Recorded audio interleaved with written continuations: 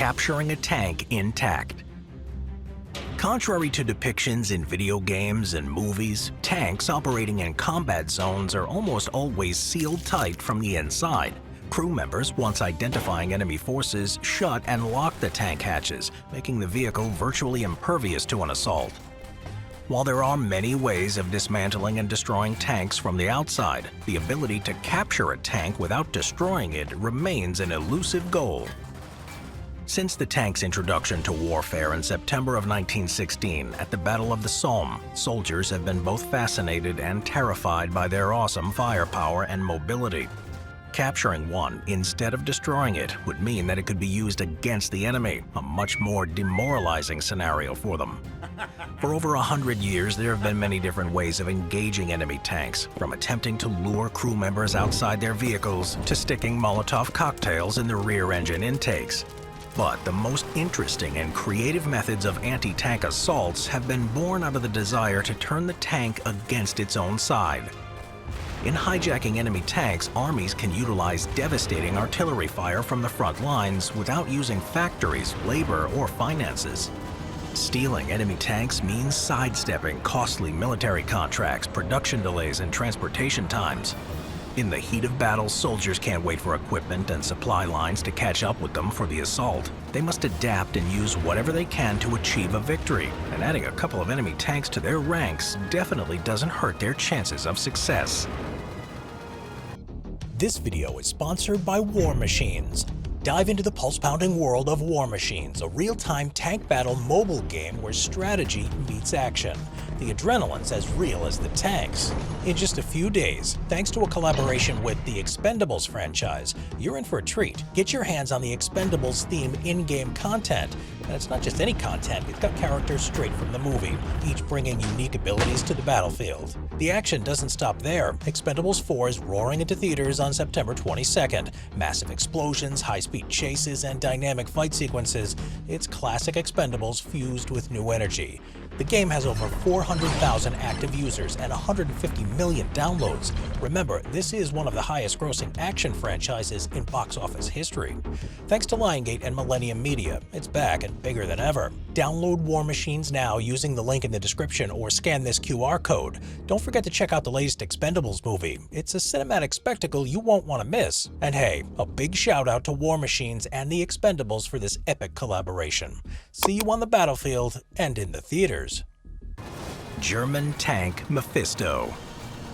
During World War I, the German military developed and deployed heavy tanks known as A7Vs to match the British Mark IV tanks.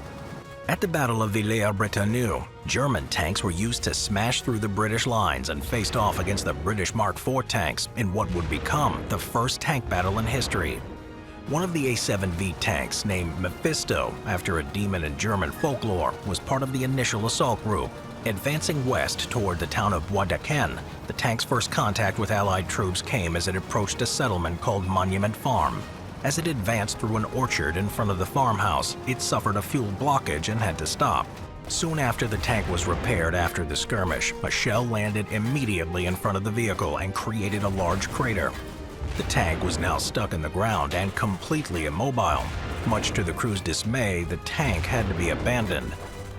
In the weeks after the battle for Villers-Bretonneux, Allied units began a series of small, impromptu raids on enemy outposts around the area, looking for prisoners of war to interrogate or equipment to scavenge. It was not long before an Australian raiding party stumbled across Mephisto.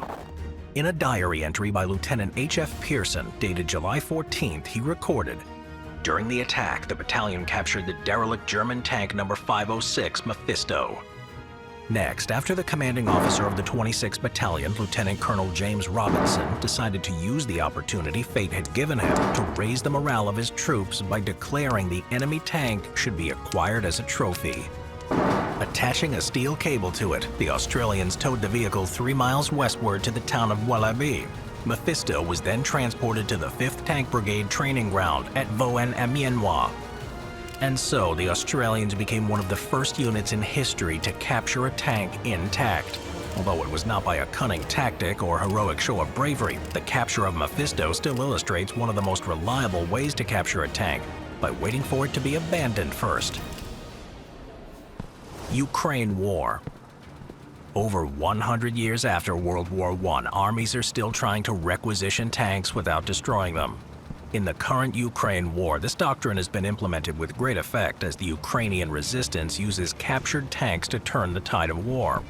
By taking possession of Russian tanks, they can upgrade the quality of their own armored core while detracting from their enemy's capabilities.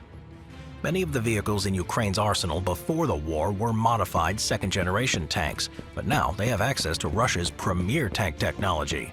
Additionally, by capturing Russian tanks, they've been able to reduce the number of active tanks in the Russian forces by about 40%. Indeed, Ukrainians have seemingly mastered the ability to seize tanks, as they've captured at least 400 MBTs or main battle tanks and 650 other armored vehicles. These successes have weakened the Russian forces significantly and allowed Ukraine to gain an advantage in the conflict. But how are they so good at capturing Russian tanks? For one thing, Ukraine is now also fighting Russian tanks with the support of the US, Germany, and France, who have each sent armored fighting vehicles over to help. And even more recently, Britain has also joined the other NATO countries by sending main battle tanks out to even up the odds a bit. So these now include Challenger 2s, M1 Abrams, and Leopard 1 and 2s, with all of their associated hardware. There are also a variety of other tanks from other NATO countries that are being shipped over, which should eventually reach a total of around 808. This is a significant escalation in Western military support, and all this additional armor is helping to strengthen Ukraine's ability to fight in the field. With regard to the AFVs, the US is sending 50 Bradley fighting vehicles out to the region. These have been described as tank destroyers by the Pentagon and are capable of curbing the superior Russian tank numbers. In addition to this, Germany is providing up to 40 Marder infantry fighting vehicles, and France is sending in AMX-10 RC vehicles. Combined, the firepower Ukraine has access to means more Russian tanks will be left abandoned as Russian tank crews weigh the threat of stopping to repair the vehicles against an armada of anti-tank equipment. Getting a tank crew to abandon its vehicle, although not the most tactical method, is still the best way to acquire enemy tanks. Perils of tank driving. In the movies, a GI detonates a grenade below a moving tank, blows off the tracks, and then forces entry into the commander's hatch before turning the turrets on the bad guys. In real life, tanks move as units, and each crew will have eyes on the battlefield. Capturing enemy tanks while they're operational is a difficult and risky endeavor for soldiers. Tanks are heavily armored and equipped with thick protective shields, and the tank crews are usually well trained and will not surrender their vehicle easily. Furthermore, even if soldiers did manage to temporarily disable a tank's guns and start to break inside, other enemy armored vehicles and infantry will be able to provide cover fire and shoot at soldiers on the tank's exterior. This is called scratching the back and refers to when one tank uses light machine gun fire to pepper an allied tank that's about to be overrun by enemy soldiers. Even if the tank is breached and the crew doesn't disable anything inside of their vehicle before being captured, tanks are often equipped with advanced weapons and ballistic computers that are difficult to operate without the proper training. So if an enemy tank is successfully captured, the soldiers will lack the necessary knowledge to operate the vehicle effectively, making them a sitting duck on the battlefield. Generally then, the surest way to acquire enemy vehicles is to find them abandoned and make minor repairs. The tank can be reverse engineered and used on stealth missions as it discreetly returns to the battlefield. However, attempting to capture a tank while it's fighting on the battlefield is going to be a challenge, and it's not likely to end well. Nothing like driving a car. Many people are mistaken into believing that tanks can be driven like normal cars.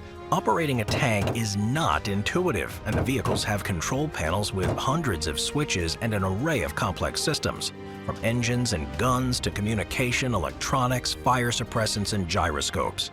Also, abbreviated labels litter the countless switches, levers, and dials, which make it impossible for the uninitiated to locate even basic features. Some tanks need to warm up a few minutes before driving and require the driver to depress the brake pedal and pull a lever simultaneously to release the brake. Understanding the different systems and how to operate the tank while coordinating with other crew members can take months of training. To start the vehicle, the driver must locate the switch that turns the engine on, then the stick that puts it into gear. Then they must familiarize themselves with the various components and understand how each system works. Failure to do so could lead to serious consequences, such as engine failure or an inability to operate the weapon system.